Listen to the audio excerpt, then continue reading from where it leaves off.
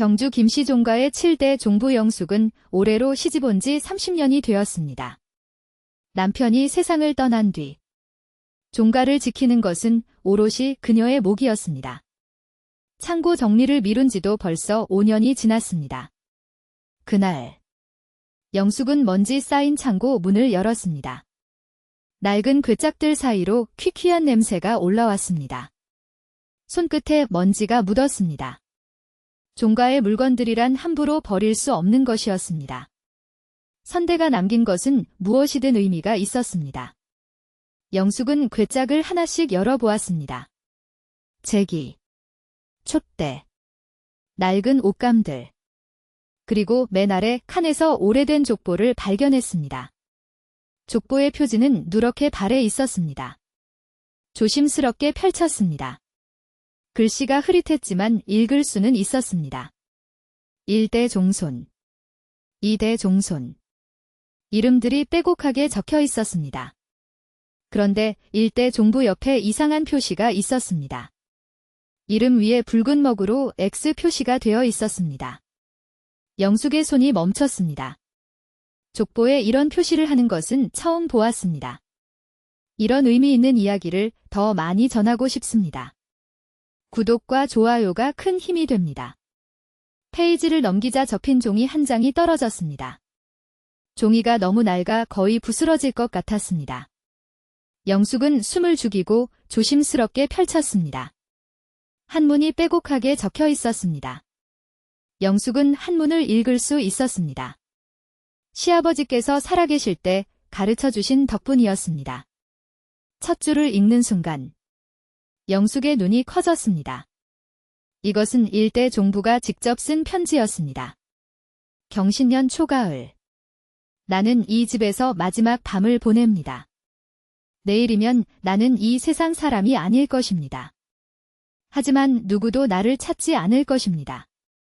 모두가 내가 도망쳤다고 생각할 테니까요. 영숙의 손이 떨렸습니다. 심장이 빠르게 뛰기 시작했습니다. 종가에서 30년을 살았지만 이런 이야기는 단 한 번도 들은 적이 없었습니다. 1대 종부가 혼인 전날 사라졌다는 이야기. 그것은 집안의 금기였습니다. 누구도 입에 올리지 않았습니다. 영숙 역시 그저 불운한 일이었으리라 짐작만 했습니다. 그런데 이 편지는 전혀 다른 진실을 말하고 있었습니다. 그녀는 도망친 것이 아니었습니다. 영숙은 편지를 계속 읽어내려갔습니다. 손끝이 차가워졌습니다. 창고 안은 어두웠지만 창문 사이로 들어오는 햇빛이 편지 위를 비추고 있었습니다. 글씨 하나하나가 선명하게 눈에 들어왔습니다. 200년 전 이 집에서 무슨 일이 있었던 걸까요? 편지 속의 여인은 무엇을 말하려 했던 걸까요? 영숙은 창고 바닥에 주저앉았습니다. 편지를 놓을 수가 없었습니다. 1800년 경주 종가에 혼례가 있었습니다. 신부의 이름은 순이였습니다. 순이는 양반가의 규수였습니다. 집안끼리 정한 혼사였습니다. 순이의 아버지는 기뻐했습니다. 경주 김씨 종가라면 더할 나위 없는 혼처였습니다. 순이도 처음에는 좋았습니다. 신랑 될 사람을 멀리서 한번 보았습니다. 준수한 외모에 학식도 있다고 했습니다. 혼인 날이 다가올수록 순이는 설레었습니다. 그런데 혼인 열흘 전 이상한 일이 생겼습니다. 종가에서 사람이 왔습니다. 신랑의 어머니, 그러니까 시어머니가 될 사람이었습니다. 그녀는 순이를 보자마자 얼굴을 찡그렸습니다. 얼굴이 못마땅한 게 아니었습니다. 순이의 손을 보고는 혀를 찼습니다. 손이 너무 곱다고 했습니다. 종부가 될 사람이 이렇게 일을 안 해본 손을 가지고 있으면 어떻게 하느냐고 했습니다. 순이의 어머니는 변명을 했습니다. 딸이 바느질도 잘하고 음식 솜씨도 좋다고 했습니다. 시어머니는 대꾸하지 않았습니다. 차갑게 돌아섰습니다. 그날 밤 순이는 잠을 이루지 못했습니다. 가슴이 답답했습니다. 처음 느껴보는 불안이었습니다.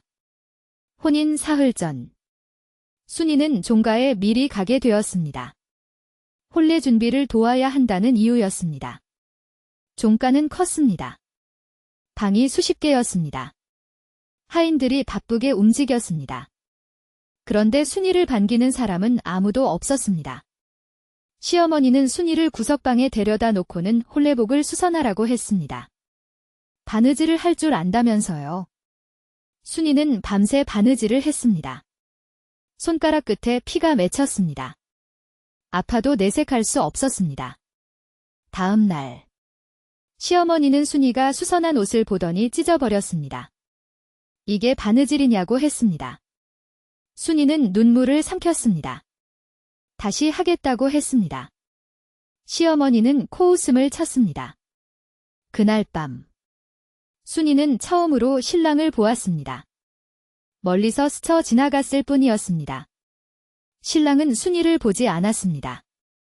아니, 보지 못하게 했습니다. 시어머니가 신랑을 불러 다른 곳으로 데려갔습니다. 순이는 홀로 어둠 속에 서 있었습니다. 이 집에서 나는 환영받지 못하고 있습니다. 순이는 그제야 깨달았습니다. 혼인 전날 밤, 순이는 잠을 이루지 못했습니다. 내일이면 이 집의 며느리가 됩니다. 그런데 왜 이렇게 무서운 걸까요? 순이는 창밖을 바라보았습니다. 달이 밝았습니다. 그때 문 밖에서 인기척이 들렸습니다. 문이 열렸습니다. 시어머니였습니다. 순이는 벌떡 일어났습니다. 왜 불도 끄지 않고 앉아 있느냐고 물었습니다. 잠이 오지 않아서라고 대답했습니다. 시어머니는 순이에게 다가왔습니다. 그리고 낮은 목소리로 말했습니다. 따라오너라. 순이는 시어머니를 따라 나섰습니다. 후원으로 향했습니다. 밤 공기가 차가웠습니다. 발밑에 서리가 내려앉아 있었습니다. 후원 깊숙한 곳에 우물이 있었습니다. 시어머니는 우물 앞에 멈춰 섰습니다. 순이야. 내가 마음에 들지 않는다. 순이는 아무 말도 할 수 없었습니다. 시어머니는 계속 말했습니다. 우리 아들에게는 이미 마음을 둔 여인이 있다. 하지만 집안에서 정한 혼사라 어쩔 수 없이 너를 맞이하게 되었다.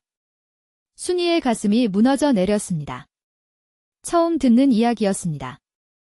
아들은 평생 내가 아닌 다른 여인을 그리워할 것이다. 너는 이 집에서 사랑받지 못할 것이다. 차라리 지금 떠나는 게 어떻겠느냐. 순이는 고개를 저었습니다. 돌아갈 곳이 없었습니다.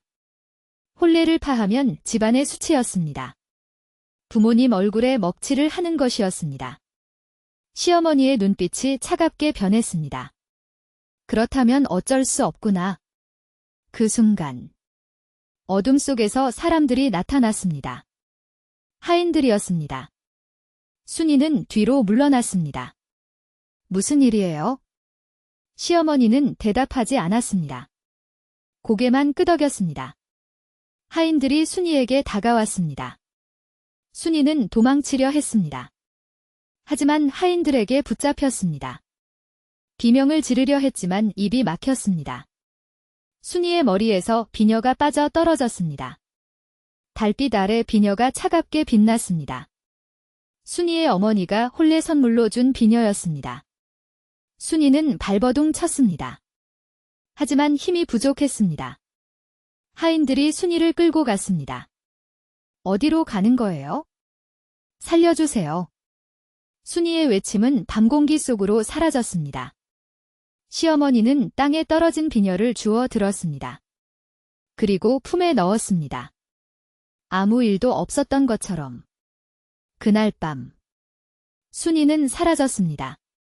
아침이 되자 종가에서는 신부가 도망쳤다고 소문을 냈습니다. 혼례는 파기되었습니다. 순이의 집안은 수치를 당했습니다. 아무도 진실을 몰랐습니다. 순이는 죽지 않았습니다. 종가 뒤편에 있는 토굴에 갇혔습니다. 오래전 곡식을 저장하던 곳이었습니다. 아무도 이곳을 사용하지 않았습니다. 입구는 덤불로 가려져 있었습니다. 순이는 어둠 속에서 눈을 떴습니다. 손발이 묶여 있었습니다. 춥고 축축했습니다. 살려달라고 소리쳤지만 아무도 대답하지 않았습니다.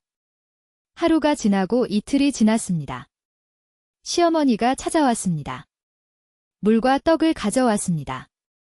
굶겨 죽이려는 건 아니었습니다. 시어머니는 말했습니다. 내가 순순히 떠났다면 이렇게까지 하지 않아도 됐다. 순이는 물었습니다. 언제까지 여기 있어야 하나요? 시어머니는 대답했습니다. 혼례가 치러질 때까지. 순이의 눈이 커졌습니다. 무슨 말이에요? 다른 신부를 데려오기로 했다. 그 아이와 혼례를 치르면 너를 멀리 보내주마.